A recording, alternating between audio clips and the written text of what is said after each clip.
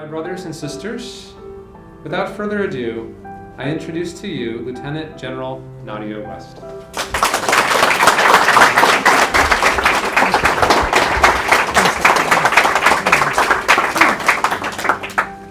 Well, thanks, Father Hyson. Thank you so much for that very kind introduction, and also for the invitation to speak to you today.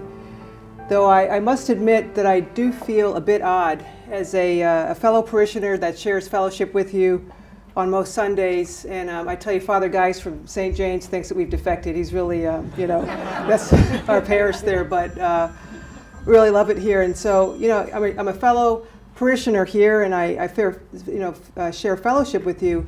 And I'm really not sure that anything that I could say could possibly be as interesting and as inspiring as the things that we hear each week from our wonderful priests, from an order who, by definition, are expert preachers. So that's going to be a hard act to follow, but I'll definitely give it a try. And again, first, I would really like to express my deep admiration for the Dominican friars, who were formed in part as a response against a heresy which denied the dignity of our humanity, and who also foster devotion to our Blessed Mother, who is, I have no doubt, directly responsible for me being here today. We all know the biology and such of how human beings get here, but when you hear the story that I will tell you here this evening, I think you'll understand why I say this. So with this in mind, I would like to highlight the life of one woman whose story is not very well known. Hers is truly a story of faith, resilience, and perseverance that I think you might find interesting, because she truly embodies our values and beliefs, our devotion to Our Lady, spirituality, and service for others. And she was really a big fan of St. Jude as well. And her name was Mabel, and she was born in the early 1900s in Hot Springs, Arkansas, the granddaughter of slaves and the second oldest child of a family headed by her father, who with his wife raised 7 children on the money he made from tips as a bellman, carrying luggage for guests at the Arlington Hotel at a Hot Springs resort, which is still in operation today, by the way. Her father died of a heart attack at a young age, which left her mother to raise 7 children by herself. And as we remember from our history, growing up in the 1900s during the Depression era was very challenging, to say the least. Early in her childhood, Mabel became very ill with high fevers and stomach pains, and the family doctor who came to the home diagnosed her with peritonitis, which is basically inflammation of the abdominal cavity, and from what was later found out due to a ruptured appendix. And as you may know, acute appendicitis is a surgical emergency, and the doctor told Pearl, Mabel's mother, that she would die without surgery. Well, the family didn't have money for surgery, and there were really very few alternatives at that time in the segregated South. And so the doctor, though he seemed to truly care, told the family that there was really nothing he could do, and he would try to make Mabel comfortable until she died. Well, Pearl did not want to hear that. She didn't want to hear that she would be losing her daughter, and was determined that Mabel would live. And Pearl's motto was that with God, anything was possible. And she transferred that determination and reliance on God to her daughter, and remained with her all throughout her life. And Mabel did miraculously survive, though she did have complications from the untreated ruptured appendix. She later told her mother about seeing a beautiful lady that kept smiling at her, who was holding a kind of a necklace in her hand when she was unconscious. So remember that point for later. So as Mabel grew up, that determination and drive stayed with her. And though the odds of succeeding were small, she knew she would overcome those odds and make a difference. She was always taught that education was key, so she worked many odd jobs, taking small steps to reach her goal. She moved to Pittsburgh, Pennsylvania to follow an opportunity to go to beauty school, and recalled getting up at 3 o'clock in the morning to get to one of her jobs as a window washer so she could finish before her classes started. Coming from the South, she had not encountered weather as cold as it was there in Pittsburgh, and she remembers her first experience of having the water in her eyes freeze while cleaning windows one winter morning. Undaunted, she continued, focusing on her goal and improving herself so that she could make a difference. She completed beauty school and worked as a hairdresser until she saved enough money to put herself through college, and she eventually graduated from college at Ohio State, where she studied journalism.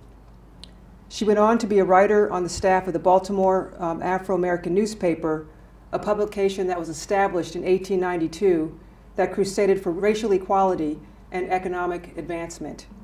So it was now the 1940s, and it was truly her time to make a difference, which she did with a passion.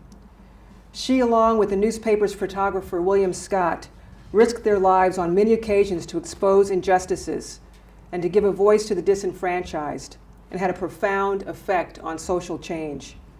She took on many issues, often enlisting the assistance of Thurgood Marshall, the former Supreme Court justice who was then a civil rights lawyer who would travel around the country working on many cases, usually for no pay, and only other than a place to stay, since many of the towns that they visited did not have accommodation for blacks during that time. She helped enlist and secure the support of First Lady Eleanor Roosevelt to allow African American WACs, as they were called, which is the Women Army Corps, to serve overseas during World War II. They were previously not allowed to represent our nation on foreign soils. She took on the mission of lobbying the War Department, which is now the Department of Defense, to desegregate Arlington Cemetery during World War II.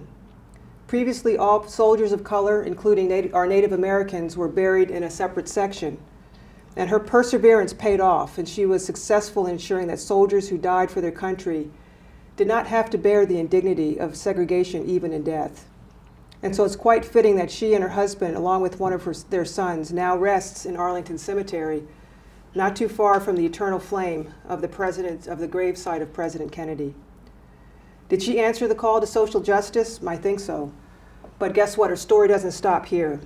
She has countless other contributions in the civil rights arena, but she always felt that she could do more.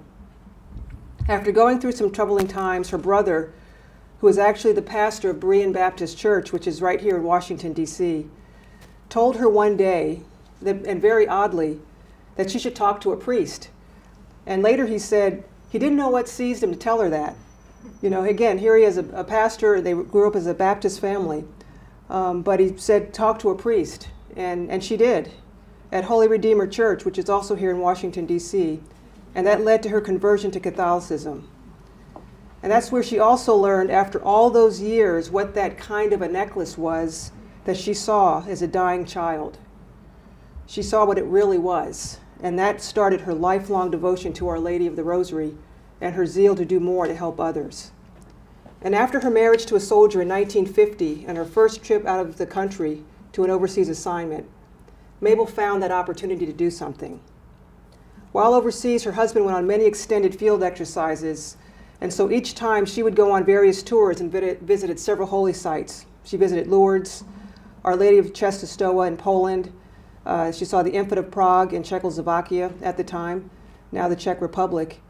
And when she returned to her home overseas, had a chance meeting with some Catholic nuns who invited her to visit one of the local orphanages.